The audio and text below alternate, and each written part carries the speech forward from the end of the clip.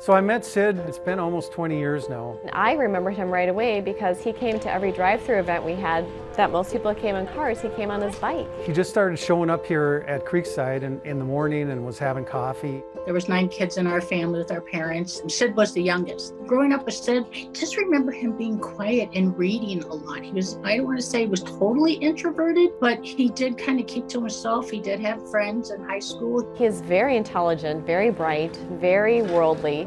He was always reading. In 2020, when Creekside was closed, he would still kind of hang out here. He would come and set up cones for Loaves and Fishes and help out. I think Creekside was sort of his home base and a place where he knew that he had people and resources available to him. Sid had quite an impact on my life, and the reason I say that is I don't know how someone for so many years could live on the street. I don't know how he did it. He was a phenomenal person. He couldn't breathe one day, and so he knew to come here for help. Mark was still coming to the building, and at that point was diagnosed with cancer. We kept in contact with them via email and Facebook. Then one day it just kind of stopped. I really don't know why. I don't know if he had some form of mental illness, just disassociated from us, or what. And it wasn't until just this last June of 2021 that he came to us for some help because he was having some real struggles and was sleeping outside. My husband is a school bus driver, and I know he's free in the middle of the day, so he would just come over and drive Sid a couple of times to an appointment or to pick up whatever he needed. We knew lung cancer, and then as he gave us permission, officially, to be involved in his care to help him, we had found out that he had neuroendocrine, which is a really aggressive, different kind of cancer. Anne had called me and said that we had a individual that lives in our community that really needed help, and she was looking for somewhere for him to stay. As he became more ill with his disease process, and speaking to the physician and everything that he did, there really were not many treatment options for him. What he really needed was to get off the street and get him out of the elements. We had the room open and available. We thought, let's be a good Samaritan and give him shelter. I got a call mid-October from my oldest brother who lives in Ohio saying, hey, somebody's trying to reach out. Sid's pretty ill and they're trying to let the family know. I live the closest, so a 4-hour drive away. And so I just jumped in my car the next morning and started driving up there. That was the first time I had seen him in probably 25, 30 years. I mean, it's that long ago.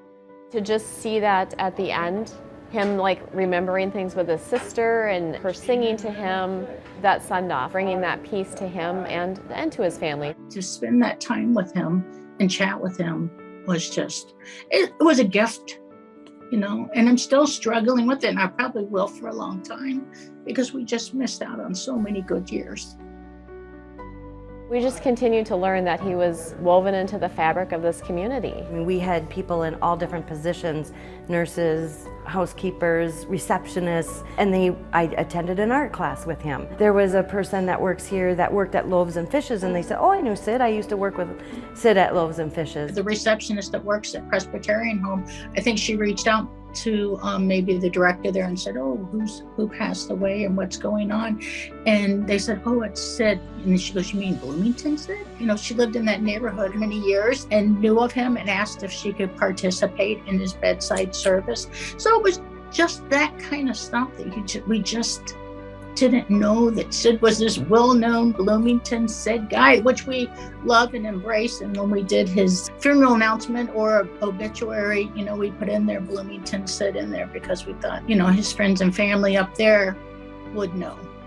I am glad that I got to be a part of that whole situation of, giving him a really graceful and gentle exit from the world on a life that may have been a little bit tricky at times for him. One of the things that I just have to say is how proud I am of all of the people and the businesses of Bloomington. They all came together. Everybody was there at a phone call away, and how communicative everybody was and how much we could reach out to each other.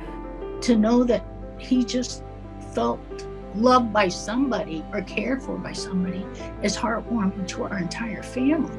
He may not have had an address more often than he had one, but he was a Bloomington resident, and as quiet as he was, he really touched a lot of people.